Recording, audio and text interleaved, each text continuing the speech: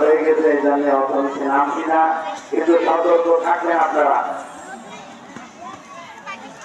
রাসূলুল্লাহকে গালি দেওয়ার মাধ্যমে ওরা তামসিল আমরা উত্তেজিত হয়ে ওদেরকেও মারামারি করি।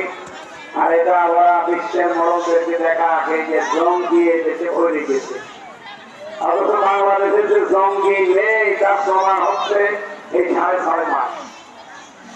কথা বলেন না, এই 6.5 মাসে পুলিশের যে বসে আছে জিজ্ঞেস করে এখন তো কেউ একটা জঙ্গি ধরা পড়েছে কিনা জিজ্ঞেস করে আছে কেন ধরা পড়ে না? এই 6.5 মাস হয়ে গেল, অথচ আগস্টের 5 তারিখের আগে 3 দিন ধরা পড়তো জঙ্গি।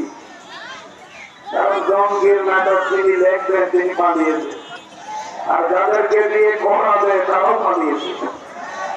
প্রশাসনে কিছু কল্যাণকার ছিল, এদের কারণে এই পুলিশের এখন বদলা, এমনকি এদের এই পোশাকটা মানুষ এখন ঘৃণা করে না। সব পুলিশের দোষ না ভাই, আমি বাস্তবতা তো দেখেছি। পুলিশের ডিউটি 8 ঘন্টা না, এদের ডিউটি 24 ঘন্টা।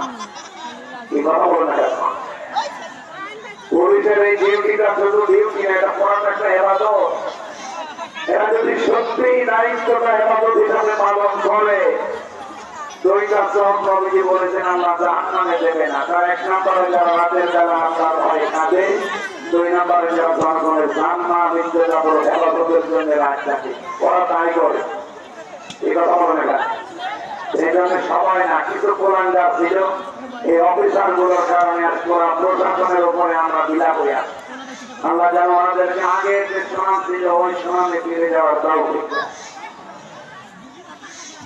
আমি যেটা কথা তুলেছিলাম যে পৃথিবীতে মর্যাদা বেড়েছে রমজানুল মুবারকের কোরআনের কারণে, তার সাথে সম্পৃক্ত